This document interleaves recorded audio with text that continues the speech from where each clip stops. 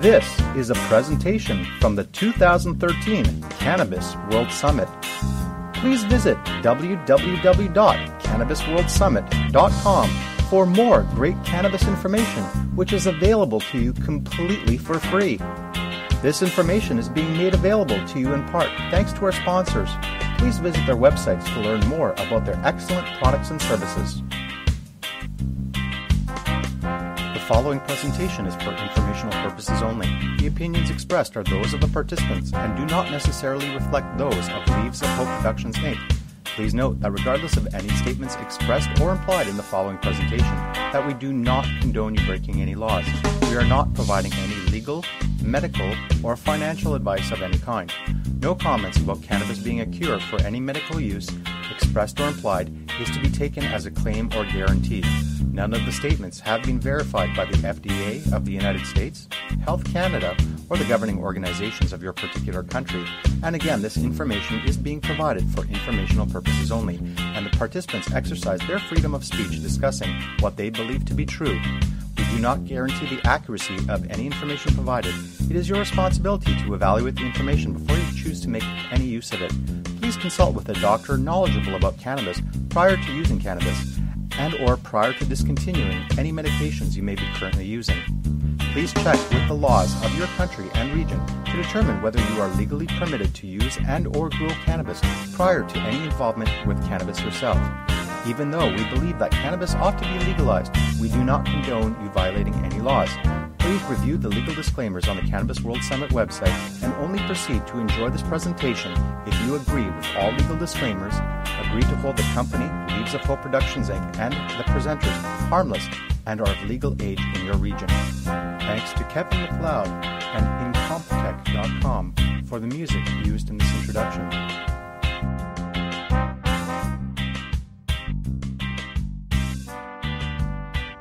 So today I have Shane Metcalfe on the line. We're going to be actually talking about a brand new movie that he's actually produced called Bad Seed, which is a documentary that will be coming out later on in the middle of this coming summer. So we're going to be talking about how he got started with this project, who he interviewed, what the objective of this documentary is, and I think this is going to be quite a fascinating conversation. So thanks a lot, Shane, for accepting to do this call today.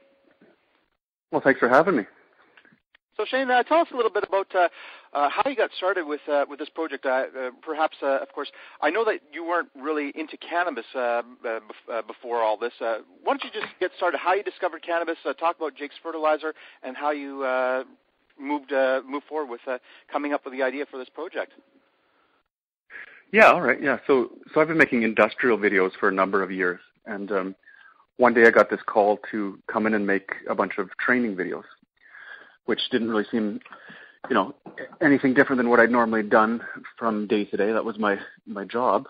But these videos were different. They were training people how to grow marijuana, Mm-hmm. And, I didn't know a lot about marijuana or cannabis or even hemp. And, I was a little skeptical at first. I didn't think I should maybe even be producing these videos. I thought it might be illegal. I didn't know if I was going to get I had no real idea what to expect. I didn't know how I'd get paid or anything like that. And then that's when Jason Hiltz told me about his medical permit from Health Canada and that he was a horticulturalist. I kind of got his story, and I went on this journey of building a series of grow videos on YouTube for his company, Jake's Fertilizer.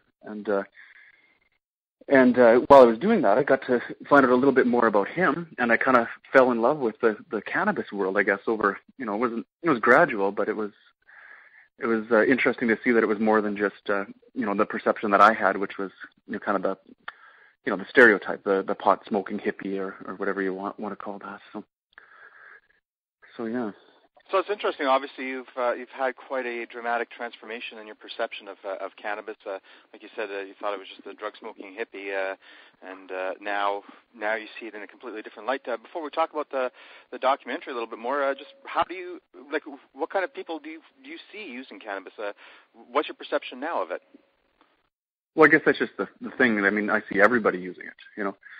Once I started interviewing people, I'm talking to doctors, I'm talking to lawyers, I'm talking to tradespeople, senior citizens, young, old. male, female. It doesn't really fit into any one group of what you might sort of see in the media or in movies, Mm-hmm. and just the reasons people are using it too, like all the different medical benefits and. For the most part, like very few of the people that I've met, over the last 3 years of kind of entering like the cannabis world, very few people were recreational users at all. That could just be the types of venues that I'm going to, but most of them were using it for medicinal purposes. Mm-hmm. Well, yeah, you'll be definitely surprised. Obviously, the stereotypes of either the hippie-looking person or the young stoners. These stereotypes, perhaps they're just the more visible ones, but there's a lot of very respectable citizens in various different professions across all different, all different walks of life, all different social economic classes, all races, everything. Really nothing to label a cannabis user. And unfortunately, the reason why perhaps most people are unaware of all these people, because they do it in the closet. They do it privately, secretly. They maintain the discreetness, so most people are oblivious to the fact and would be shocked to know that some of their best friends and people that they work with are actually regular cannabis users, and for medicinal users or whatever the reasons are. But anyhow, I'm going to digress from that point, because obviously today we're talking about your documentary. So, of course, I've interviewed with Jake from Jake's Fertilizer, and I was very impressed with him. And of course, I understand he's the impetus, the start for you to get introduced to cannabis. And of course, you did some wonderful documentaries for his website, that little mini documentaries showing how to grow and how to use fertilizers and various different things along the lines. Before we talk about the Bad Seed documentary, why don't you just share with us a little bit about those videos that you produced with Jake's Fertilizer? What can people get out of it? And I know that this is an online resource that's being provided for free for the benefit of the cannabis users and cannabis growers. So can you just share a little bit about what those videos are, what you've done, and encourage people to discover those videos for themselves? Right, yeah. So, I guess part of what Jason and I talked about is creating a series of videos for people that didn't know how to grow at all. People who are very green when it comes to starting a grow operation. They don't have any background in horticulture, for instance. They might have just got their Health Canada paperwork, and now they're told, go get your medicine, right? After this long struggle, which I'm sure it's not very easy to get permitted in the first place. So it can be very frustrating after spending all this time. Some people up to 9 months before they've gotten a card that says they're even allowed to have medicine, and now they have to go about figuring out a way to acquire it. Right? They're either going to buy it from somebody and they don't know what they're going to get, or they can choose to have somebody grow it that knows what they're doing, or they can grow it themselves. Right? So. So we wanted to just basically make an online resource that was free, where you could tune in, watch them as many times as you want, start at whatever level you're at, and begin producing your own medicine in a really simple system. Mm-hmm. And that's also what Jason's company is he's got a fertilizer company with just a few simple products that kind of help you along your way to keep the plants healthy and producing. So. Mm-hmm. So that's what we did. We've also decided that we're just going to keep going. So right now there's about 40 videos on YouTube in total, covering everything from a startup right from building your grow room to how to dry the medicine and harvest. And so literally more recently we started seed to weed, right? So like literally everything that you need to know. That's right. Yeah. So right from the seed, or if you know somebody, you might choose to do propagated cuttings and skip the seed stage entirely. But yeah, essentially right from the beginning all the way to the end. Yeah. And the new series will actually be even simpler, because it'll be a grow tent, right? So you'll have maybe 4 or 5 plants within a grow tent. You don't need as much space. It's a lot more easy to manage. Rather than building a greenhouse or a large grow room, you've got a little 5 foot by 5 foot tent that you can grow it in. it's a pretty productive way to produce lots of medicine. So yeah, absolutely. Well, definitely looking forward to viewing more of those videos as well. That you're still in the process of producing even more.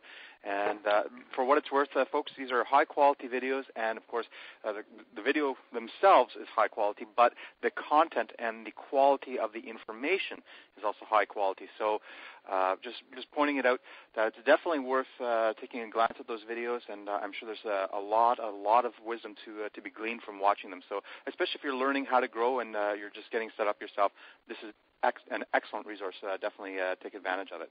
But anyhow, Shane, let's talk about the bad seed. So first of all, how did you come up with the name of the title of this movie? Well, I mean, I guess it's a play on words a little bit. I mean, where the idea that this plant is considered to come from a bad seed, but Jason himself is a bit of a bad seed. He wasn't always on the right side of the law. He actually served some time for trafficking years ago, and was sort of he'd kind of describe himself as a bit of a badass biker type, and getting into trouble and doing things. And he kind of turned his life around.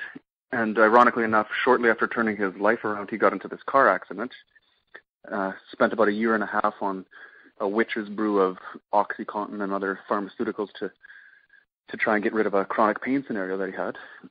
And eventually, through a recreational situation, tried smoking some more cannabis.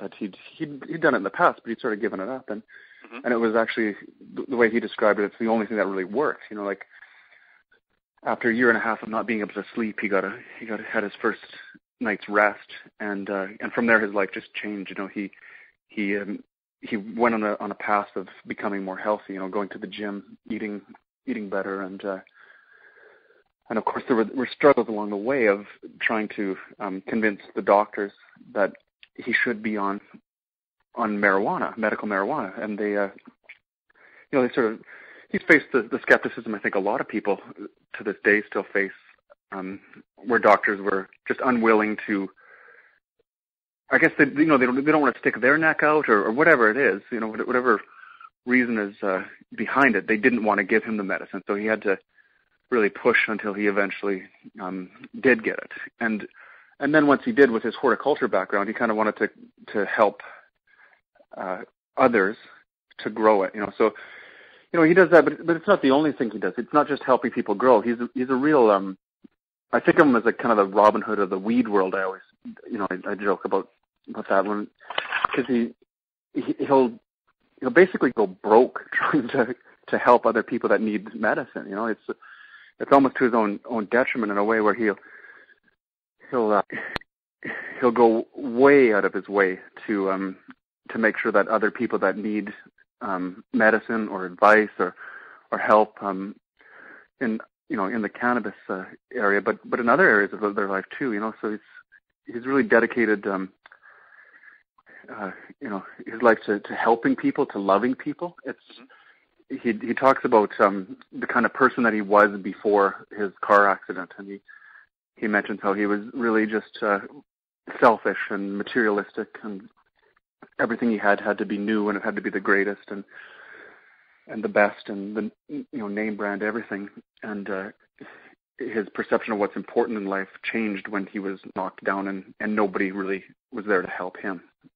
So that's part of what the film's about. That's sort of his journey and his story that we cover through it. But at the same time, because cannabis is so central to his story and to his life, we took sort of a B story where we'd walk around the ideas of why is marijuana illegal in the first place? Excuse me. Where did it begin? Where did prohibition begin? What are some of the factors that are keeping it illegal today? Well, you know what? Let me just ask you a question about that, because I'm sure this is going to open up an interesting can of worms of discussions here. Because, of course, you mentioned that you started off this project before you met Jake. You weren't into cannabis, and, of course, Jake introduced you to this by inviting you to film some of these videos explaining how to make or grow quality cannabis on his website at jakesfertilizer.com, and you can just click on the video tab there. So now you've, of course, posed the question, why is this illegal in the first place? And I remember before the interview, you touched upon that as well. So just exploring that question, I'm sure that must have really been quite an eye-opener for you. Can you share some of the insights, convolutedness, or any, because obviously this is not just a simple answer to such a simple question. There's a lot of information and a lot of rabbit holes and a lot of tangent directions that this all goes into. Can you share a little bit about your experience about just researching based on that question alone? Why is it illegal in the first place? Well, right, yeah. I guess that's just the thing is I thought it was I was expecting it to be very black and white answers when I asked the question, and in filming, kind of a good structure is often to have conflict within your story, right? So I was expecting to get these interviews and sequences where it was, this person was one side and that person was on the other, and it could be a back and forth, and we'd be make an interesting film, explore a whole bunch of different attitudes, but essentially people would be on one side or the other. But it was interesting to find out that they weren't. I've really only, it's muddied for the reasons that different people want it legalized. But it really surprised me, I guess, because I was sort of taking it from an approach of freedom, right? In my opinion, I was sort of anti-prohibition or pro-legalization or decriminalization, basically because my opinion was it's a freedom thing, right? This is a plant, you should be allowed to have it. This is ridiculous. Quit wasting our time. Let everybody that wants to use it, right? But when you dig a little deeper and you see all the other reasons why it's illegal, then it really starts to become maddening. The things that it could do for our bodies, for our planet, for our world, all the opportunities that the plant offers is incredible. And I think most people don't know about that. The reason why they think it should be legalized is maybe not even the best reason often, for the layman, for the people. I'm talking about sort of the people who don't really need it within their life, that aren't using it for a medical, to say they don't need it, I think we all actually really do need it. But thanks for saying that, by the way. What I mean by that is, I just mean the people that aren't currently using it, that just don't really pay any attention to it, but have a similar attitude to what I had, which was we should just legalize it because it's it's a freedom issue, right? And just meeting people, I'll give you a few examples. Meeting David Melmo Levine at the Herb Museum in Vancouver, he walked us through the whole hemp ethanol argument and the monopolization of the oil industry by ExxonMobil, and how that all is sort of basically being produced as a hemp substitute. The whole idea of having a fuel made out of something that you could grow, as a farm crop is just not very easy to monopolize, and not something that a few people in the world would benefit from. Those few people being these large oil conglomerates. So. Well, I think one of the things you're kind of saying, I'll just say it in a little bit of a different way, is that there's so many uses to this plant, and there's so many people and so many organizations and so many different aspects of it that people can benefit from it, that it's just mind-boggling. So, of course, you're talking about the fuel aspect, but there's, of course, we can, of course, the industrial aspects of it. There's so many practical applications for it. Of course, it can, just by legalizing it, of course, dramatically impact our crime, because a lot of the crime is funded by this prohibition, and as soon as you lift the prohibition, the majority of the funding for a lot of organized crime just evaporates instantaneously. And of course, as you're alluding to, there's a lot of people who find medicinal value to this, and you kind of even touched upon it, that everybody can benefit. And I'll just explain for two reasons why that is. First of all, there's a lot of people who are suffering and they're using medications. And they have no idea that there's a better solution for them that could be grown in their backyard amongst their tomatoes if it was just legalized. But the other aspect of it, of course, is the hemp seed itself. It's the most nutritious seed in the world. could solve our world hunger problems, and of course just the hemp oil from the seed and the seed itself, of course, can do so many beneficial things for our bodies if we were just to be consuming that on a regular basis. A lot of deficiencies that we're currently dealing with, of course, as a population, could be solved just by eating hemp. But anyhow, I'm sorry for getting on the soapbox. No, that's all right. I have a tendency to do that. So, I'd just like to add something to that, though, because I think that's part of the frustration, right? Is it's a seed, you put it in the ground, and you water it, and it produces medicine, and I'm not allowed to do that.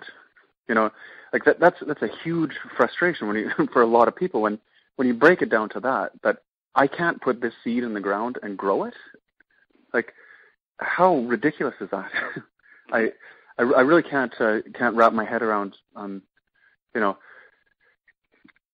why we're not allowed to be growing this. When you look at the research surrounding the plant, and you look at the even at a recreational level, it's not hurting anybody. So I don't understand why we're wasting so much money trying to put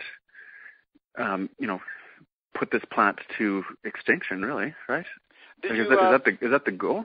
Did you focus during your documentary about the recreational aspects? Because of course, one sensationalistic aspect is of course contrasting the illegal versus the legal substances, alcohol versus marijuana, just putting them head to head. And of course, one of the most dramatic things is of course alcohol tends to create violence. Domestic violence, there's a lot of, yeah. And then of course with marijuana, it tends to create unity and friendship and healing of hurt feelings and people cooperating together. And so it's just an interesting contrast when viewed at it that way. So did you actually spend some time contrasting those two substances in the documentary, or? Yeah. There's a couple of a couple of areas where we focused on that. One of the arguments was if people want to come home after work and crack a beer or have a little bit of alcohol and relax and feel euphoric for a couple hours before they go to bed, they're allowed to do that. Or if they want to pick me up in the morning, they can have a cup of coffee, fill their body with caffeine, head off to work. But we won't allow them to. Yeah, absolutely, and it's in a more harmful drug than cannabis, right? It's like. Isn't that something ironic? I'm glad you mentioned that. Yeah.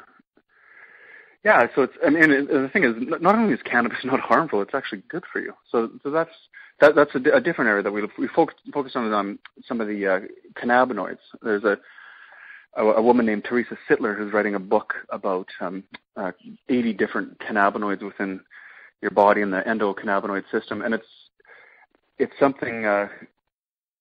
We unfortunately didn't have. You'd have to do a whole documentary just on that, if not an entire series, because there's so much to it, and there's all kinds of new research surrounding it. But it's really looking at the nutrients within the flowers and the leaves, and the idea of even juicing it, and just a totally different approach to health through cannabis. So it's some exciting stuff that's down the road. As more and more people's eyes are open to the benefits of cannabis, and we see it more readily available, mm-hmm. You could see people might juice 1 or 2 ounces of cannabis before they start their day, right? Mm-hmm. So. And it doesn't get you high, by the way, and of course there's a lot of benefits to that as well, and of course it eliminates a lot of pain and inflammation, but I won't get down that road right now. But so tell us a little bit more. You've actually interviewed quite a few people. So of course, obviously Jake from Jake's Fertilizer, but I know you've also interviewed a lot of people like Jody Emery and some other people such as Dave Mello Levine as well. And can you share with us who you've interviewed, what kind of things that they talked about, right. and share with us some of the focuses of your documentary, so we can get a taste of where you're going with all this. Well, I wanted to look at some of the problems, but I also wanted to look at some of the solutions. Rather than just saying this should be legalized or decriminalized, I wanted to see what are people doing to make a difference. And I was led to Jody Emery, mm-hmm. who had a hand in the decisions in the United States to have it legalized in Washington. She worked with Senator John McKay on some of that that legislation. But also a guy named Dana Larson, who runs sensiblebc.ca. Mm-hmm. And sensiblebc.ca is an attempt to have marijuana legalized in British Columbia through a citizens initiative by 2015.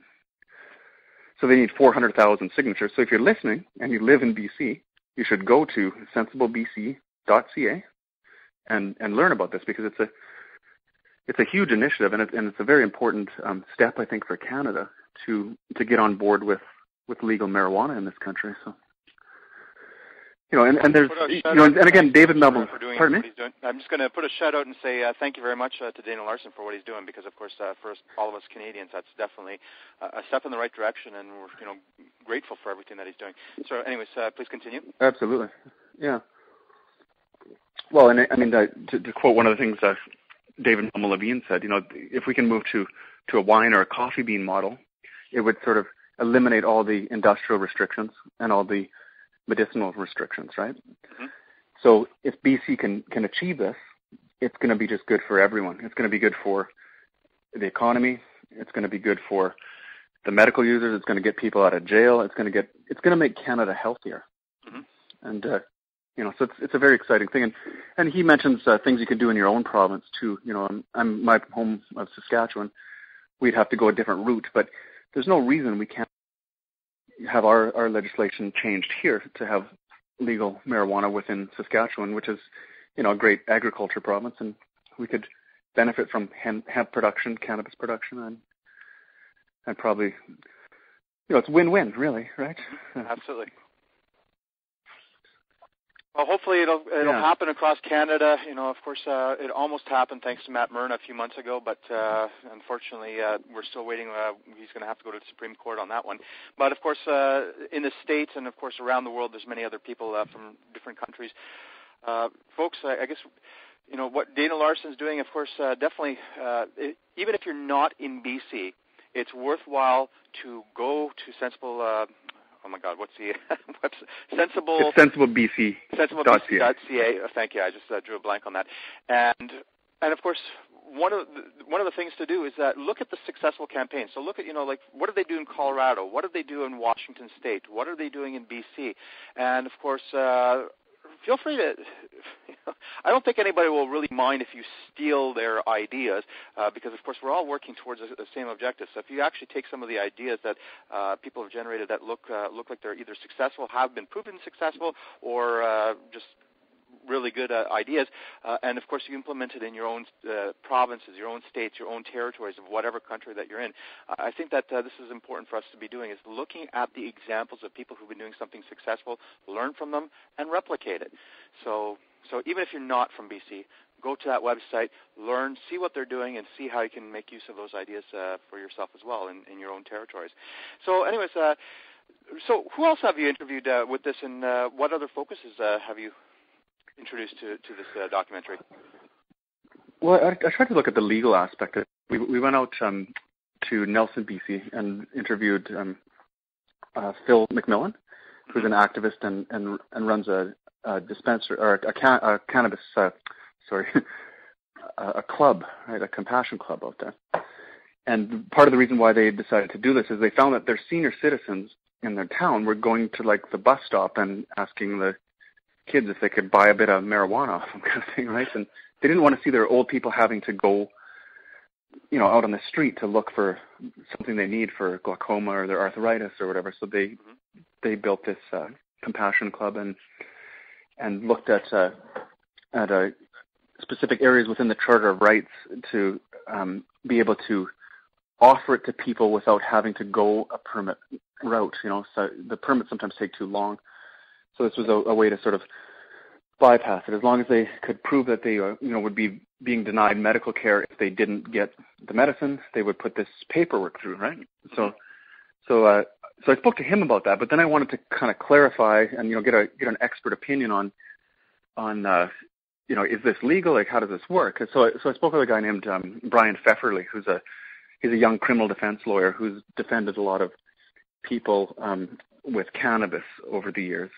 I mean, organized crime, of course, but also people who he's a lawyer, so he defends anyone who might be.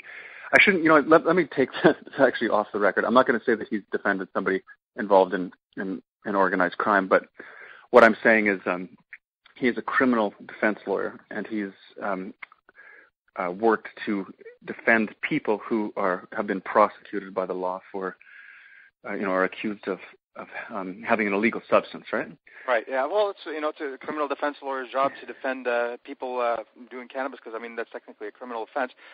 Technically, it's a criminal offense, I say, but of course, ethically, I don't think anybody who understands cannabis could see it as a criminal activity in any way, shape, or form. But anyhow, that's the way the law recognizes it. Yeah, and that's one of the patients that Jason's worked with. Bernadette Shepherd, she died during the making of the documentary. She was in the final stages of cancer, and please pass the salt. Putting. If you see the documentary, you'll understand why I said that. Please pass the salt. It's an inside joke. Once you see the movie, you'll understand. But anyhow, sorry for interruption. Yeah. Go ahead. Well, I was just going to say it's really hard to see her as a criminal, but she was breaking the law. If you watch the film, you'll see this person who's really just trying to have some peace in the final days of her lives is, would be treated as a hardened criminal, and that's really hard for me to take. That not just because of her, which is tragic enough on its own, but how many other people are suffering or denying themselves the medical care because of the fear or the snicker factor, or whatever it is that's preventing them from getting something that they should use and deserve to use. So we interviewed a lot of people. It's like, I don't know if I can really go through every single person, but I think we kind of ran the gamut from industrial, medical, and recreational, and then kind of looked at some of the legal sides and the magic and the mischief surrounding cannabis historically in Canada and in the United States. I tried to keep a Canadian focus on this, but a lot of it, because we're so connected to the United States, it really applies there as well. Of course. So tell me this: so people who will eventually be seeing this later on this summer once it comes out, what's the impact that you expect that the viewers will be having? What's the takeaways that they should have from after viewing your documentary? Well, I think it's a little bit of an education. Like, if you're familiar in the cannabis world, it might be a refresher of some of the things you already know, or a new look at it. But I'd encourage people who, especially the naysayers, to watch this film. To take. I think it'd be pretty hard to keep your eyes closed and stay in the dark after you see the stuff that we're presenting. These are real people. This isn't a dramatization. This is the raw interviews of people experiencing and living normal, healthy, productive lives and using cannabis all the time. So.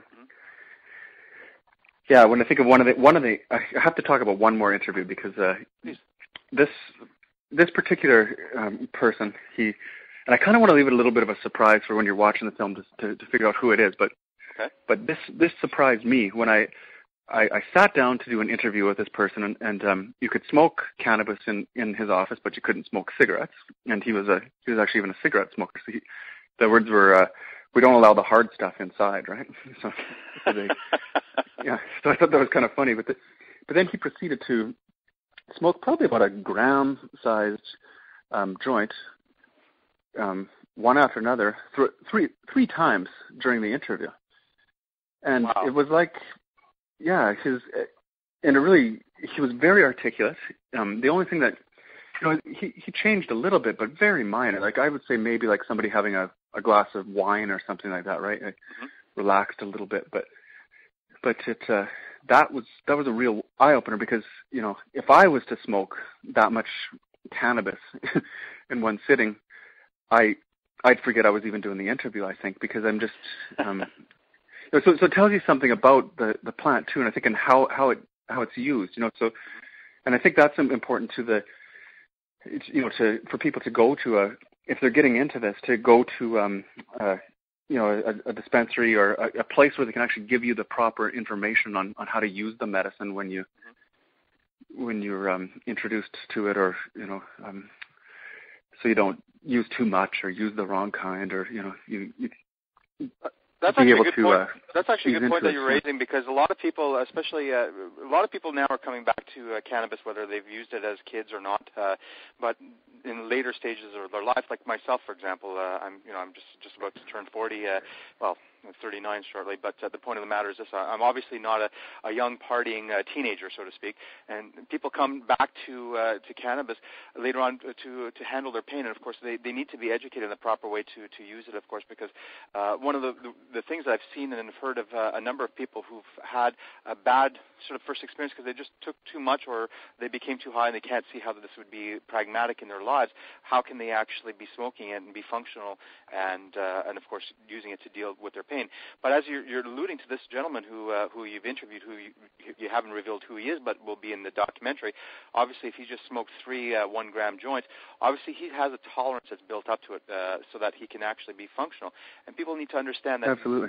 Rick Simpson also talks about that as well, that you build up to it gradually at your own pace, and of course, then you're able to consume therapeutic quantities of this medicine without it adversely affecting your performance, whether it be at work or, I'm not saying driving a car or anything like that, but of course, talking with people. For example, you were saying if you were to smoke even a fraction of what he did, you'd forget that you're doing the interview, yet he seemed very coherent and logical, and of course had full faculties of his mind. So I think people need to understand that as well, that cannabis has initially that effect of being very inebriating, but later on you're able to function.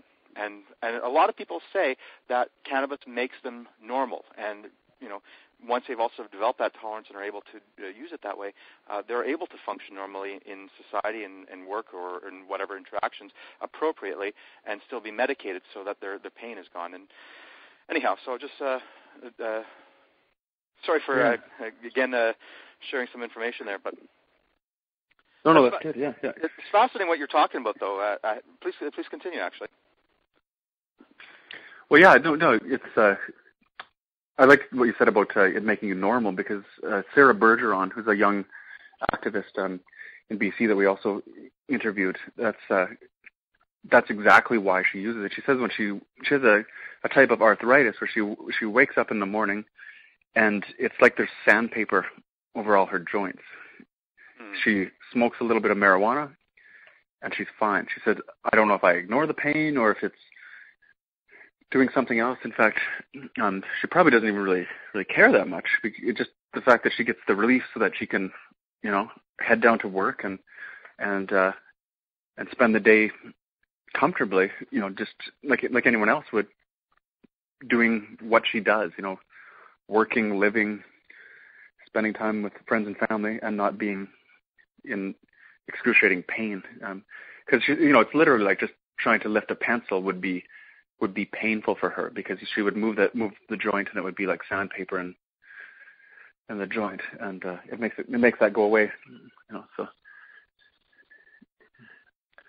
yeah, she's an interesting person too, because she decided not to go the permit route. So she's a young 20-year-old, and she said she's basically saying, "Come and arrest me, because this is ridiculous and this has to end." And she wants the media attention, and she wants people to wake up and stop wasting people's resources, but also stop wasting people's lives. It's really even a short prison term can be devastating to somebody. Mm-hmm. If they're they can be physically harmed in jail, but even if they're not, it's all the emotional damage that it does to somebody, and what their neighbors think of them, and all these. There's a lot of baggage that comes with even spending a month in jail or something, right? It can really be extremely disruptive to somebody's life, and it's unnecessary.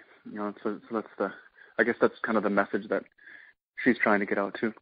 And the one thing that's not in the documentary that I wish was someone from the Liberal Party, because I think the new cannabis policy that they have is very exciting, and I would have loved to get some comments on it. But is it too late to film and splice a few comments in, or? Well, I mean, I could do it. It's just I live in Saskatchewan. There's not a lot of Liberals out here. We actually have, one, and he wasn't willing to do it. So, yeah. So who knows? Maybe if anyone's listening, if you know a Liberal that wants to give me a call, send me an email or get in touch. I'd love to talk to you. Well, who knows? Maybe why don't you just contact Justin Trudeau?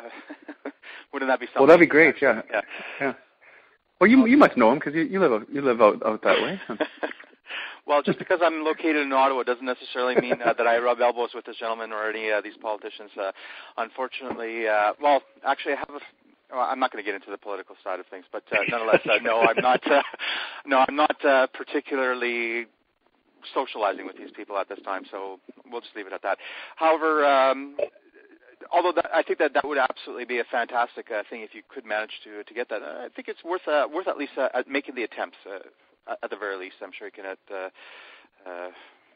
You never know. Justin Trudeau might be traveling around. He might be making an appearance in Saskatchewan for one of his public appearances. You never know. So it's worth a try. But anyhow, so now let's talk about when you're going to be releasing this. Of course, you mentioned to me that you have some interesting plans on how it's going to be rolled out and how it's going to be made available. Now, you're talking about it being available midsummer. Would you like to explain why that's the time frame as opposed to a specific hard deadline date for the release? Well, the summer is the release because then we'll be sure that we're complete in everything that we need to have done surrounding the film. You just mentioned the Liberal Party, for instance. If we could get an interview and splice that in, that gives us a little bit of flexibility. So I wanted to. Well, the film is largely complete. It's 99% done. At Treating Yourself this year, I'm hoping that there might be some opportunity to meet some different people that would just kind of add the final comments. In fact, if at all possible, I'm looking to screen the rough version at Treating Yourself if I can find a way to do that. But that's all sort of still in the works. It's something we've only been talking about for about a week. So the plan in the summer is to roll it out mid to end summer to the end of the summer, and it'll be available on Netflix, iTunes, potentially some other places on the web, and then there will be hard copies available as well. We're gonna do a short run of DVDs and see how much interest there is, and if there's a greater interest, we would produce a longer run of DVDs and make sure it's available for anyone who wants to see it. Yeah, so that's essentially the plan. And then eventually, there's about 10 festivals we're going to take it to, and once it's done that run, we're going to put it up for free. So it's going to just be available for anybody that wants to watch it on YouTube or Pirate Bay or wherever it ends up. This film it's a passion project for me, so it's not something where I'm out to make $1 million and make a whole bunch of money from it. I just want to make something that I think is important and get it out to as many people as I can that want to see it. So, absolutely. So those are the sort of the big goals, I guess, for the film. Yeah. Well, for what it's worth, you're definitely doing, as you said, it's a project of passion, and it's actually a project of quite significance. I'd actually have to say that what you're doing is going to be viewed by a lot of people. This is definitely something that a lot of people in the States, a lot of people in Canada and around the world are definitely going to be wanting to see this documentary, not just because it's here on the summit, but of course just because of the nature of this documentary. People are going to be viewing this. This is a hot topic of interest right now. And what you're doing is, I think, of tremendous value. So what I just want to point out is that everybody has their gifts, their fortes, what they can bring to the table. So there are people who are lawyers who are, joining organizations such as Normal. They're doing political activities. Then there's, like, for example, we were talking about Dana Larson, who's doing what he's doing out in BC. There's, of course, people in different territories, different states, different provinces, different countries, doing whatever they can. And, of course, I'm doing what I can. With the Summit, that's also a project of passion where I'm utilizing the skills that I have in order to forward the mission, which I believe is education leads to freedom. The more people understand the value of this plant, then of course the quicker it will get legalized. But what you're doing is you're using your skills, your aptitudes, your passion, your resources to doing something beneficial for the world. So you've created this documentary, and I just want to say thank you very much for doing that. And of course, encourage people to think, hey, what skill sets do I have? What's my fortes? What's my passions? And every little bit counts. Everything that we can do together. It doesn't have to be big and grandiose, like making a documentary or a world summit, or making a big political campaign in a province or a state or someplace. But every person is important. So just think about whatever skills that you have, and do something forwarding this objective. So Shane, I really appreciate you sharing with us today about the Bad Seed documentary, which will be coming out at some point during the summer. And of course, I think it's going to be a great contribution to the world. I've seen a few of the snippets, and it looks very professional, looks really good, and it's actually quite impactful, I have to say, the words of what people were sharing. So I really, really hope that a lot of people will see this documentary and, of course, be impacted by it and let it spread around virally and do what it's supposed to do. Do you have any sort of final words of anything else that you'd like to say about the documentary before we... Well, maybe about the documentary, but also I think I would add just something to like what you said, that everybody can do something. Mm-hmm. It doesn't have to be this huge thing where you're a political campaign or building a film or anything like that, but you can write a letter, or you can call into that radio show, or you can have that conversation with somebody, with some people that maybe don't know yet, mm-hmm. And just spread the word, do something. Like, that's the biggest thing. Just do something. And every one of us can do one thing that will help to end this ridiculous drug war. Mm-hmm. At the very least, we all know someone who's suffering from arthritis or some other condition that can be helped, and just go and talk to them to this wonderful plant and help them to get over the mental stigmas and perceptions that they may have that's been blocking them, and then of course introduce them to this miraculous plant. Many people are praying for this miracle as it's so easily accessible, but it's there. So it just needs to be introduced, and of course, once they become introduced to it, then they become advocates themselves, and then there's more people fighting the fight for legalization. And I think we're ultimately going to win. It's obvious. It's obvious we're heading in the right direction, and it's people like you who are actually making a big difference. And so, thank you very much for everything, Shane. And I wish you tremendous success with this project, The Bad Seed, and of course all your future projects as well. And I'm really looking forward to seeing this movie, and I'm sure so many other people are as well. Okay, thanks. Yeah, thanks for having me.